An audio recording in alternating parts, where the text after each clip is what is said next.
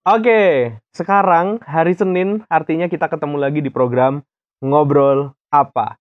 Ngobrol seru seputar apa aja. Oke, jadi buat kalian yang mendengarkan di Senin pagi ini, suaranya udah nggak asing ya.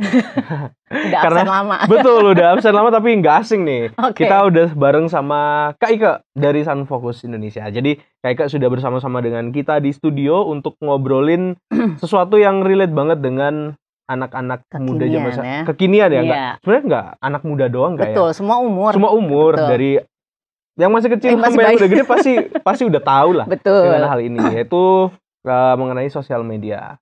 Nah, oke. Nah, seperti halnya dunia nyata ya, dunia nyata pasti kita punya sopan santun dan segala Betul. macam.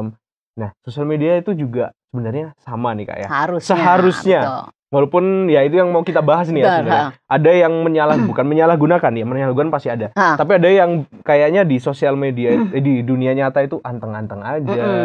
Kelihatannya baik, tapi rupanya di sosial media Liar banget. iya 180 derajat. Rupanya dia orang yang berbeda di sosial media. Nah, ini yang mau kita bahas nih Kak, terutama sebagai ini konteksnya karena kita programnya anak muda ya. Dan anak muda Kristen. Nah, ini menurut Kak Ika nih, gimana ya supaya caranya kita sebagai anak muda Kristen atau buat teman-teman di luar sana tetap stay cool nih di sosmed, dan gimana caranya supaya mereka nggak kebawa ke hal-hal yang katakanlah tidak benar gitu. Jadi cool tapi benar gitu ya. Betul. Oke, gimana caranya supaya cool tapi benar? Oke, sebelumnya aku mau buka dulu nih pembicaraan kita dengan ayat firman Tuhan dari Matius 22 ayat 34 sampai 40 ya. Boleh Kak. Kasihilah Tuhan Allahmu dengan segenap hatimu, dengan segenap jiwamu, dengan segenap akal budimu. Itulah hukum yang terutama dan yang pertama. Dan hukum yang kedua yang sama dengan itu ialah kasihilah sesamamu manusia seperti dirimu sendiri. Nah, ini buat aku ini jadi dasarnya banget nih. Dan itu sebenarnya Tuhan katakan sebagai satu dasar bahwa ini loh perintah yang aku mau sebenarnya adalah kasihilah. Sebelum dia kemudian menjabarkan tentang itu rangkuman dari semua 10 perintah Allah gitu ya. Jadi ketika aku memikirkan ini apa dasarnya gitu, atau apa panduan kita tentang benar salah dalam bersosial media. Bukan hanya dalam berelasi secara realita dunia nyata, tapi juga dalam virtual apa. Nah, aku pikir kayaknya ini nih yang penting jadi panduan kita ya. Kan kita kalau 10 perintah Allah tuh udah hafal gitu sebenarnya. Tapi sekarang bagaimana kita menerapkan itu dalam interaksi di sosmed kita khususnya. Nah, oke, kita bahas satu-satu ya. Boleh Kak. Ini bakal lama nih 10 nih ya. Tapi coba kita sambil mikirin ya, apa implikasi aplikasi dari 10 perintah itu pada perilaku kita sambil kita mengevaluasi diri kita. Oke, yang pertama, jangan ada padamu ilah lain untuk disembah. Nah, bisa nggak sih sosial media, YouTube, ya semualah yang di media digital itu menjadi ilah bagi kita? Bisa jadi. Bisa banget. Justru bisa banget. Malah sebenarnya sekarang tuh ilah zaman sekarang tuh banyak kan dia emang digital di situ, gitu. Di media sosial. Kenapa? Baru bangun yang dilihat sosmed. Ada komentar apa, ada yang react apa, ada yang respon apa dari postinganku gitu kan. Berapa banyak yang liatin, berapa banyak ada follower baru apa enggak ya kan. Nah, itu kan jadi ilah gitu. Ilah tuh apa sih? Ilah itu adalah sesuatu selain Tuhan yang mengambil banyak tempat dalam kehidupan kita, menggantikan Tuhan. Jadi prioritas lah ya kasarnya. Betul, benar. Jadi ternyata iya nih kita berevaluasi diri ya. Tuhan bilang jangan ada panah. Sejauh mana nih kita menempatkan sosial media dalam waktu kita, dalam hari-hari kita. Apakah Tuhan lebih di atas itu atau media sosial? Nah, itu yang pertama. Yang kedua, jangan membuat patung apapun untuk disembah. Nah, mungkin teman-teman Kristen, buat patung, kita kan orang Kristen nggak nyembah patung gitu. Tapi kalau bahasa Inggris kan dibilang tuh jangan buat molten image. Jadi molten image itu biasanya kalau orang dulu ya bangsa Israel tuh kan mereka kumpulin emas, dicairin ya kan, terus dicetak, dibentuk kan. Pencetakan. Relate nggak dengan sesuatu di media sosial? Pencitraan. Kita menciptakan, membentuk sebuah image tentang diri kita yang bukan kita. Ya kan, untuk apa? Untuk ya itu yang kita sembah sebenarnya. Jadi kita mungkin bukan menyembah patung, tapi sebenarnya kita sedang menyembah sebuah image diri yang diciptakan gitu. Nah, nggak real gitulah. Ya nggak real, benar. Nah, kenapa sih orang buat seperti itu? Kenapa dia menampilkan dirinya yang bukan dia? Dia ngejar apa sebenarnya? Ya kan? Yang dikejar ada kebutuhan tertentu sebenarnya yang dia kejar. Dia butuh diakuin, butuh dipuji, butuh dihargai, butuh diterima dan lain sebagainya. Itu jadi berhala kita. Oke, tapi dengan cara yang salah tadi. Betul. Jadi kita tuh sebenarnya kita nggak menyembah patung, tapi ada berhala-berhala tertentu dalam hidup kita sebenarnya itu butuh berhala kontrol kekuasaan, berhala kepopuleran. Nah, itu sebenarnya. Jadi ternyata ini nih kita melakukan itu ternyata gitu ya. Dan itu nggak benar, gitu.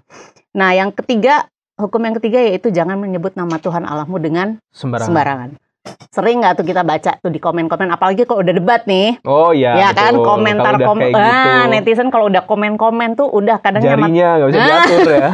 Nama Tuhan udah sembarangan aja disebutin. Bahkan kadang kalau aku tuh geli kalau ngeliat ini nih debat agama lah ya, oleh netizen gitu yang nggak punya kapasitas sebenarnya untuk berdebat gitu.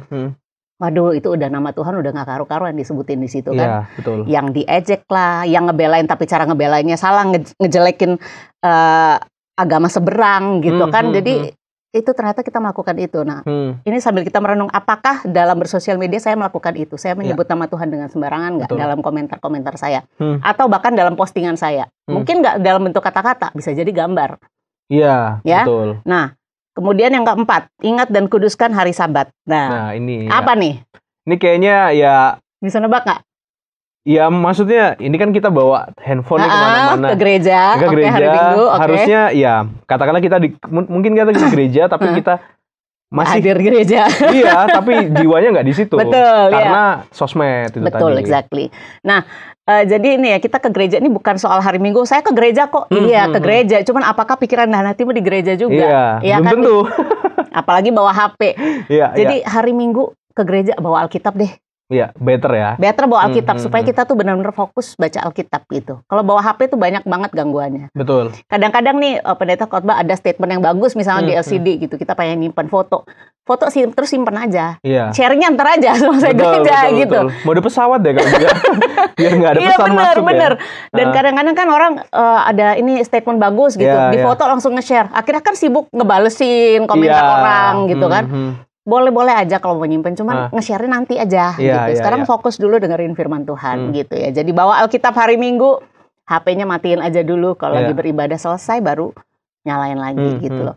Kalau yang punya toko online, ya tokonya ditutup dulu karena ada pengaturan itu kayaknya. Bener, tutup aja dulu atau kalaupun nggak ditutup nggak apa-apa karena dia weekend tuh dia dikasih jangka waktu lebih lama gitu. Sih, ada batas untuk meresponi. Jadi hari Minggu benar-benar fokuskan pikiran, hati semuanya untuk beribadah dulu. Ya, kuduskanlah tadi itu ya. Betul, ingat dan kuduskan hari Sabat. Jadi bukan cuma kamu ke gereja, tapi seluruh tubuh, jiwa dan roh ini hadir gitu ya dalam ibadah gitu. Bahkan bisa jadi kita juga perlu hari Minggu tuh membuat aturan tertentu untuk diri kita sendiri. Misalnya hari Minggu aku libur sosmed. Berani nggak gitu? Itu challenge buat diri kita sendiri. Kalau kita mau tetap cool di sosmed tapi tetap benar, gitu ya. Atau bisa hari Minggu aku nggak akan nonton hal-hal yang lain, aku hanya mau nonton yang misalnya khotbah tok, YouTube misalnya gitu ya. Di rumah aku terapin juga tuh sama anak-anak hari Minggu mereka hanya boleh nonton yang Kristen, mau Bible story kayak pokoknya hanya boleh yang Kristen atau lagu-lagu Kristen, nggak boleh yang lain gitu. Jadi khususkan hari Sabat itu, gitu ya. Nah yang kelima, hormatilah ayah dan ibumu. Ini banyak banget nih kasus-kasus nih, postingan-postingan anak muda yang membuat orang tuanya kena dampak. Lalu ada kasus yang viral banget kan? Betul, yang beberapa waktu lalu. Kita pernah bahas juga tuh. Pernah bahas kalau nggak salah ya, iya. Jadi menganiaya, kemudian memposting video, tersebarlah videonya Kemudian orang tuanya kena. Betul, terus gaya hidup hedon, flexing. Orang tuanya kena, dicari tahu pekerjaannya apa orang tuanya, dicari tahu uangnya korupsi apa enggak, kena semua jadinya.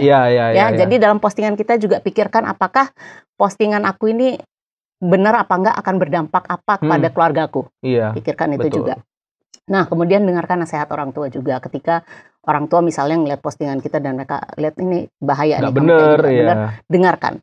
Kadang-kadang orang muda ngapain sih sewot banget postinganku gitu kan. Bener. Tapi hello, dampaknya bisa ke orang lain khususnya ke keluargamu. Jadi perhatikan itu juga. 6.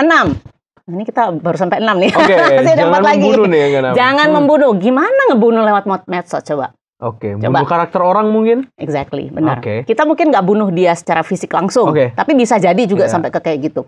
Tapi yang paling sering tuh itu bully di sosial media, ya kan, sampai akhirnya kita mematikan karakter orang, menjatuhkan mental orang. Bahkan ada yang sampai bunuh diri akhirnya karena kena ke mental, ya kan, akhirnya bunuh diri. Banget, betul, down banget. Dan aku lihat kayaknya lumayan apa ya, fatal gitu loh kalau cyberbullying.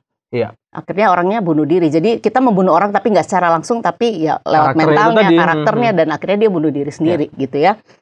Nah itu juga kita perhatikan apakah kita punya postingan menyebabkan jatuhnya mental orang lain apa enggak. Itu kadang-kadang kan banyak tuh yang bukan curhat sih, maki-maki seseorang gitu di sosmed, ya kan, marah-marah sama orang, posting di sosmed gitu. Sering kan kayak gitu. Nah itu juga termasuk kayak gitu. betul. Sama challenge. Banyak challenge tantangan yang membahayakan sebenarnya. Iya, secara fisik langsung ya. Betul, secara fisik. Bisa jadi membahayakan dirinya sendiri atau dia buat challenge yang orang lain akhirnya mati gitu kan. Prank-prank itu juga bisa. Ya kayak misalnya challenge foto di ketinggian sekian, itu bahaya banget gitu loh. Iya kan? Ada aja challenge itu yang membahayakan sebenarnya. Jadi itu jangan membunuh. Di sini kita coba pikirkan apakah postinganku atau apakah aku terpengaruh dengan postingan yang menyebabkan kerugian bagi orang lain, bagi diriku sendiri, atau merenggut nyawa orang lain, atau bisa merenggut nyawaku sendiri gitu. Secara fisik bahkan juga secara mental karakter gitu.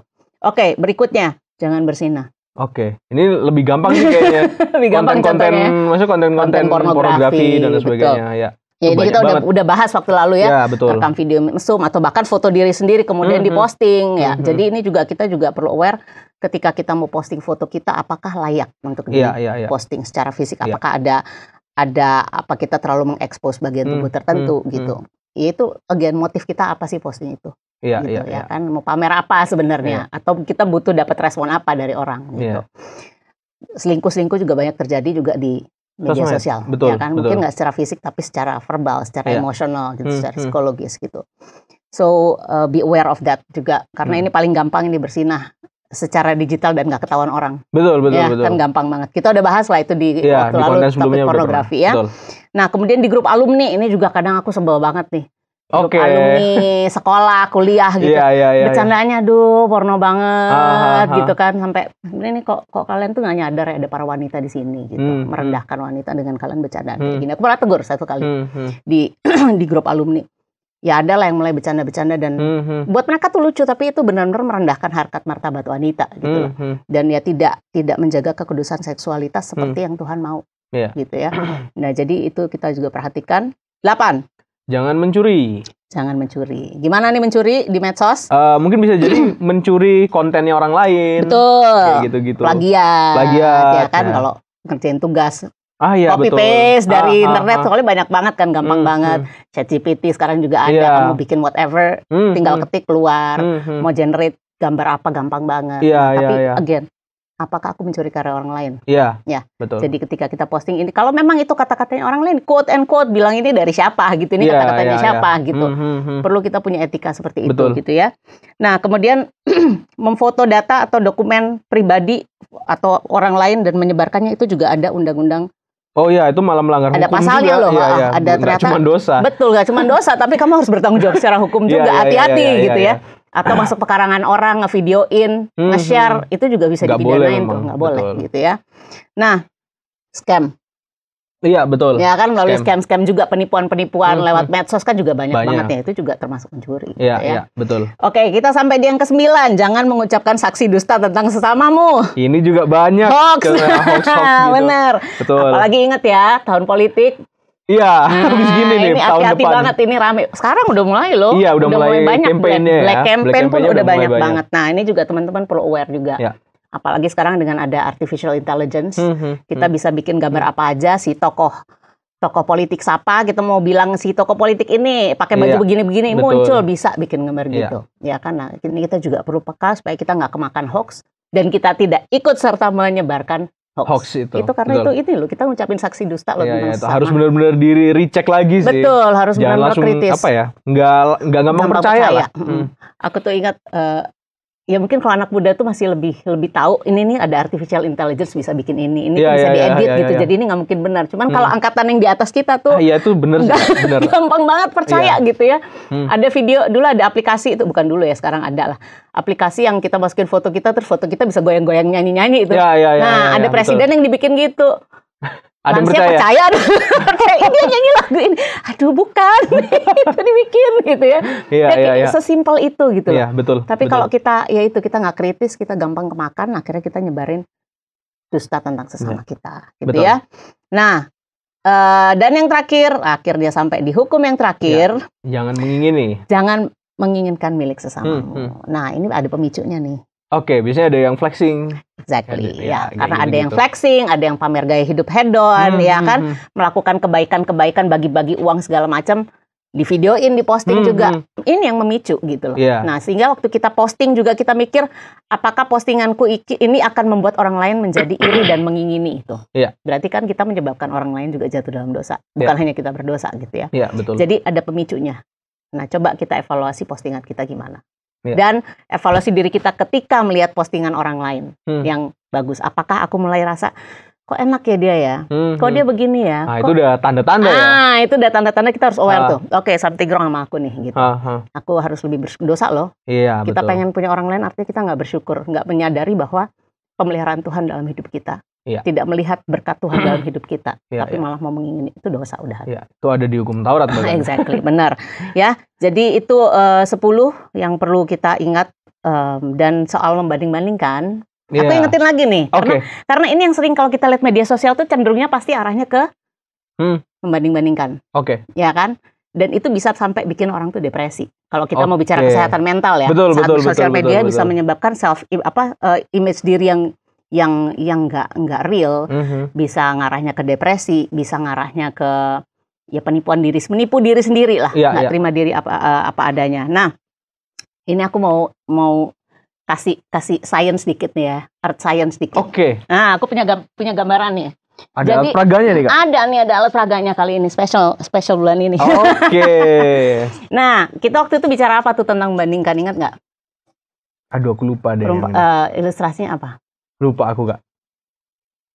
Bulan. Oke, ingat bulan. Gak? Oh ya, sisi gelap dan terangnya bulan ya. Jadi kita tuh ketika seseorang posting yang baik-baiknya dirinya di media sosial yang membuat kita, ih kok enak sih hidupnya dia. Ingat kita tuh lagi ngeliatin sisi terangnya, glowingnya bulan. Bulan tuh ada sisi gelapnya. Itu kita nggak lihat karena orang nggak mau nunjukin. Kita hanya lihat sisi gelap. Gelapnya. Nah, sisi terang, sorry.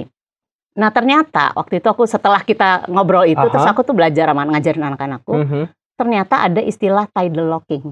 Tidal locking. Oke, gitu itu ya. apa sih tidal locking? Nah, kalau bumi ini matahari ini bumi, kita kan bumi itu kan berevolusi dan berotasi kan? Betul.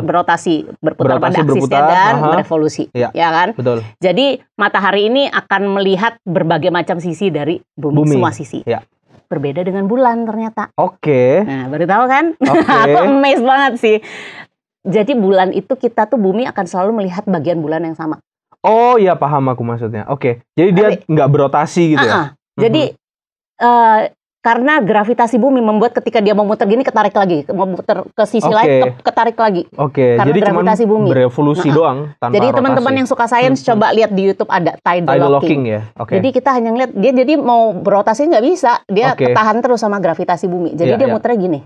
Jadi sisi gelapnya ya nggak kelihatan terus gitu. Menarik kan? Ternyata kita akan selalu melihat memang bagian yang terang doang. Nah, jadi kalau teman-teman mulai ngerasa gelisah nih, resah nih dengan melihat media sosial orang lain, ingat itu sisi terangnya doang. Itu cuma sisi terangnya, dia ada sisi gelapnya yang kita nggak akan ditunjukin sama dia. Gitu. Ya kan masa kita lagi tidur lagi ngiler-ngiler gitu bakal kita posting kan enggak kan gitu. Pasti udah cantik gitu kan. Tidur cantik gitu. Nah, itu kita perlu benar-benar ingat sekali. Jadi bottom line dari poin kita yang pertama, saat kita bermedia sosial mau tetap cool tapi benar, dasarnya adalah kasih. Dasarnya kasih. Kasih kepada Tuhan, kasih kepada sesama, kasih kepada diri sendiri. Ingat 10 perintah itu untuk kita tahu pantas nggak aku posting ini. Gitu. Panjang ya. Panjang rupanya. Tapi itu sangat jelas banget kayak karena kan kakak ambilnya dari 10 perintah Allah ya. Yang mana aku nggak menduga sih 10 perintah Allah itu kan kayak itu yang kayak di pikiranku kayak itu kayaknya kuno banget sih. Walaupun kayaknya membunuh ya jelas, cuman rupanya ada hubungannya juga sama sosial media, maksudnya dengan zaman yang sekarang gitu. Relate banget. Yang mana zaman sekarang itu yang membunuh bukan membunuh secara fisik. Ya bisa jadi fisik pasti masih ada, cuman membunuh karakter juga itu sebuah pembunuhan juga bisa jadi. Bahkan sebenarnya di Alkitab itu dibilang jangan membunuh tuh bukan hanya actingnya loh. Oke. Baru mikir aja itu udah membunuh. Oh iya betul. Baru mikir. Ya. Jadi sedalam itu perintah Tuhan gitu. Gitu sih. Oke. Nah, ini kita masuk ke pertanyaan yang kedua nih, Kak. Ini pertanyaannya kita sedikit tapi jawabannya panjang-panjang. Oke, waktu kita discuss dipersempit ya lah. Oke, dikerucutkan lagi. Nah, ini pertanyaan kedua nih, Kak. Nah, kalau dalam kehidupan sehari-hari ada nggak sih, Kak, etika yang mungkin simpel yang bisa diterapkan, yang mudah diingat buat kita anak-anak muda Kristen nih? Harus dalam bermedsos. Ya, harus ya. Harus malahan. Ini yang aku paling gemes banget gitu ya. Gemes, asli gemes. Oke. Seringkali ini orang tua, cuman banyak kan orang tua muda. Ya berarti masih generasi aku lah. Kamu sebagian dari umur kamu kan juga udah pada rumah tangga punya anak ya. Iya, betul. Moto anaknya lagi mandi, lagi nggak pakai busana diposting. Mungkin dirasa lucu tapi itu tuh nggak ethical gitu loh. Disimpan sendiri aja lah ya. Kamu bayangin kamu lagi bugil mandi gitu ya. Jangan hanya lihat karena dia anak kecil, tapi bayangkan itu kamu lagi mandi dan kamu diposting, di-share fotonya. Siapa yang mau? Ya nggak mau ada yang sih. mau. Anak pun nggak mau loh. Dan sebenarnya saat kita mau posting foto anak kita dalam kondisi apapun, maksudnya dalam berpakaian pun sesuatu yang lucu, mau posting mereka tanya izin mereka dulu. Sungguh buat aku tamparan buat aku juga gitu ya. Satu kali aku pernah anakku tuh lagi main piano kalau nggak salah atau nyanyi, aku lupa, aku videoin, aku kirim ke opanya, bukan ke publik, ke opanya.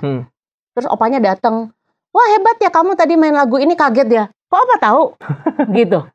Iya kan, cuman dari situ aku jadi, terus dia tuh, kok Opa tahu sih Mama aku main lagu ini? Iya Mama kirim. Terus dia tuh agak gak enak gitu. Tak, aku langsung sadar, salah nih.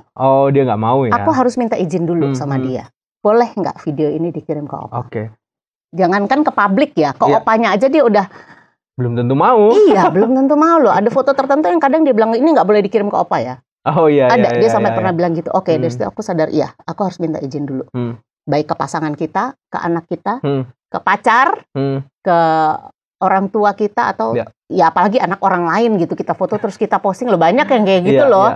Atau kalau nggak, Kak minta fotonya si itu anaknya kakak dong, udah aku kasih dipasang di status gitu kan. Itu seharusnya izin dulu loh sama orang tuanya. Di Indonesia ini privacy emang kurang dihargain gitu, kurang aware dengan privacy orang. Tapi seharusnya itu kita mulai sadari dan kita harus pikirkan itu, bahwa mau posting sesuatu tentang orang lain, tanya dulu sama orangnya boleh apa enggak, termasuk anak kita. Itu orang tua kita salah juga. Satu etika simple ya. Benar, tapi seringkali miss gitu. Betul. Itu yang pertama. Nah, kemudian ada juga tuh content creator terkenal lah gitu. Anaknya lagi beol di syuting dong. Dianggap lucu aja gitu. Cuman aduh, it's very private gitu loh. Dan itu kita waktu lalu bicara pendidikan seks, ingat kan? Ingat. Nah, betul. itu juga dari situ tuh anak akan belajar. Kegiatanku ini privacy atau public gitu loh. Ketika orang tuanya anak lagi beol di posting-posting, ya anaknya dapat konsep, oh beol itu public gitu. Akhirnya nanti ke depan ya having sex di publikin aja gitu kan. Nah, itu juga kita perlu benar-benar hati-hati di situ. Kemudian nah ini foto jenazah. Foto korban kecelakaan, foto korban bom, korban perang, korban whatever lah. Terus seringkali diposting kan? Iya, tanpa sensor lagi. Perlu nggak? Enggak sih. Harusnya kalau ya posting disensor lah minimal. Iya kan, maksudnya ya kadang juga mayat gitu. Buat aku sih kalau kamu mau kasih pengumuman tentang siapa meninggal, foto orangnya pas hidup aja deh. Gitu. Iya. Foto orangnya pas hidup lagi tersenyum, RIP siapa gitu. Itu lebih pantas kayaknya gitu. Iya kan, supaya kita tuh meninggalkan kenangan yang indah tentang orang itu. Karena orang kita ngeliat mayatnya tuh itu muka yang terakhir yang akan nempel terus di kita gitu. Aku sampai punya teman dia bilang, aku kalau ada orang meninggal aku nggak mau lihat jenazahnya sama sekali, karena aku mau meninggalkan kenangan yang dia waktu masih hidup. Gitu. Ya, jadi ketika ada keluarga meninggal atau siapapun meninggal, nggak usah lah posting foto jenazahnya, foto ininya aja, hidupnya, gitu ya, ketika masih hidup. Nah, kemudian etika yang lain juga, ya ini nih, kalau jemaat nih ada yang sakit, dikunjungin, kondisinya lagi nggak baik nih, lagi kesakitan atau apa, di foto, diposting dong. Itu tuh aku paling gemes banget. Why gitu loh. Kalau mau doain terus tulis saya tolong doakan bla bla bla sakit. Kenapa harus difoto gitu loh. Cukup tulis keterangannya. Tulisan aja, nggak usah fotonya. Kalau orang melihat ya datang lah kunjungin gitu loh. kadang-kadang bahkan pernah barusan ini kejadian ada seorang ibu yang udah kritis, nggak sadar, kondisi bajunya tuh lagi nggak proper gitu, saya nggak ketutup dengan baik. Ada yang ngunjungin di foto, di posting, doakan ini ibu ini lagi kritis. Maaf, payudaranya kelihatan gitu. Oke. Itu kan nggak proper banget gitu. Nah jadi kalau kita kunjungin orang sakit, udah sebaiknya kunjungin HP, nggak usah dikeluarin sama sekali supaya nggak tergoda foto gitu ya. Jadi kalau mau kunjungi orang sakit ya full hadir di situ. Doakan dia, bicara sama dia kalau dia masih bisa ngobrol, nggak perlu difoto. Kalau mau kasih pengumuman doakan, tulisan aja, nggak usah pakai foto, gitu. Kayak misalnya juga korban, misalnya ada korban pemerkosaan gitu, meninggal, ya nggak usah juga difoto gitu. Kalaupun perlu dicari identitasnya nih, karena nggak ada identitas, nggak tahu nih siapa, foto seperlunya aja gitu loh. Mungkin mukanya aja atau ciri-ciri yang orang lebih bisa kenali gitu. Cuman nggak usah foto orang tanpa busana. Intinya gini. Lakukan sesuatu kepada orang lain sebagaimana kamu ingin diperlakukan. Kamu mau diperlakukan dengan respect ya, treat others tuh dengan respect. Sekalipun dia lagi nggak sadar, dia lagi sakit, dia udah meninggal, tetap perlakukan orang lain juga dengan respect. Karena kamu pasti, kalau kamu yang di tempat dia, pasti kamu juga mau diperlakukan respectfully, secara terhormat gitu ya. Nah itu yang aku pikir penting banget. Nah dan dua lagi nih, curhat di sosmed. Banyak kan anak-anak muda ini. Kalau ini banyak kan di anak muda nih. Sebel sama tetangga, sebel sama pacar, sama bos. Sama bos dicurhatin, ditulisnya di status. Itu sih nggak pantas banget sih. Nah ini satu hal yang kita harus ingat ya, bahwa your boss, bosmu, orang tuamu, mungkin orang tua kalian nggak suka dan kalian nggak izinkan orang tuamu follow kamu. Tapi bosmu, dosenmu, they read you. Mereka ngebaca kamu. Dari postingan-postinganmu, mereka tahu kamu nih orangnya kayak gimana, gitu, perilakumu kayak gimana, kamu orangnya cukup dewasa apa enggak, bertanggung jawab apa enggak, mereka lihat dari postinganmu. Jadi kalau mau curhatlah di tempat yang benar, nggak usah di publik gitu. Itu sih, apalagi kalau nyindir bos gitu kan. Ya malah repot sih. Ya buat aku itu foolish banget sih gitu. Jadi ya itu hati-hati dengan postingan curhatan kita di sosmed. Nah dan yang terakhir, para pekerja ini teman-teman muda kan banyak yang udah kerja ya. Perhatikan kode etik profesimu dalam postinganmu, ya. Nah khususnya ini para pekerja yang menjual jasa ya, menjual jasa gitu. Kalau kamu memang mau promosikan jasamu, whatever it is, khususnya di area-area yang kamu punya klien yang misalnya kayak psikologi atau kayak pengacara kayak gitu, tolong perhatikan kode etikmu. Jangan posting klienmu, apalagi nggak pakai izin. Karena itu benar-benar itu di kode etik ada, itu menjaga kerahasiaan klien tuh ada. Betul. Dan itu kamu bisa berurusan hukum. Lagi kayak dokter. Benar, gitu, dokter terus ya mau pamer gitu nih, aku dokter laris gitu misalnya, posting video kliennya, pasiennya itu kan nggak boleh pantes, gitu. Harus izin klien. Tapi kalaupun ya nggak perlu juga sih, kliennya dilibatkan gitu. Ngapain? Kadang ada beberapa yang cukup etis, mereka pakein stiker gitu. Jadi nggak diliatin ini. Cuman kan kadang orang lihat tuh bisa nebak loh. Itu siapa? Sekalipun mukanya dipakein stiker tuh kan bisa ketebak orang, apalagi orang udah hafal nih badannya ini kan bajunya dia nih, itu bisa ketahuan semua gitu. Betul. Jadi itu untuk para pekerja muda, perhatikan kode etik profesimu, gitu. Jangan sampai postinganmu menyalahi kode etik, itu bisa panjang urusannya. Betul. Bisa urusan dengan hukum juga. Gitu. Betul. Oke, itu sih kira-kira etika sederhana lah ya, yang kita sering kali miss. Simple tapi sering kali kita kelewatan. Betul. Jadi intinya perlu kesadaran bahwa kita harus selalu mempertanggungjawabkan kata-kata kita, postingan kita, perbuatan kita kepada Tuhan, kepada sesama, kepada diri kita sendiri, kepada profesi kita. Ingat, kita harus mempertanggungjawabkan itu. Kita hidup di dunia nggak sendiri, kita masih hidup di masyarakat yang ada tatanan sosialnya, ada tatanan budaya, ada tatanan agama juga yang harus kita hormati, gitu, yang harus tetap kita aware dengan itu dalam bersosmed. Gitu. Oke, setuju Kak. Terima kasih buat masukan-masukannya tadi ya. Semoga teman-teman tadi bisa mendengar semua dan ingat-ingat poin-poinnya tadi yang bisa kita terapkan. Kalau bisa ya semua ya, harus malahan ya. Harus kita terapkan di kehidupan kita sehari-hari. Dan Kak Ika, terima kasih buat waktunya di sesi yang pertama. Kita sudah membahas cukup panjang tadi ya. Dari mulai pembukaan tadi dibuka dengan 10 perintah Allah, dan kita sudah ngomongin etika sederhana yang mungkin bisa kita terapkan dan harus diterapkan sebisa mungkin. Dan kita bis gini di sesi yang kedua akan ngobrolin sesuatu yang lebih panjang lagi ya, bukan lebih panjang, lebih mengerucut lagi. Ininya, konteksnya lebih mengerucut lagi. Dan tapi tentu saja setelah yang satu ini.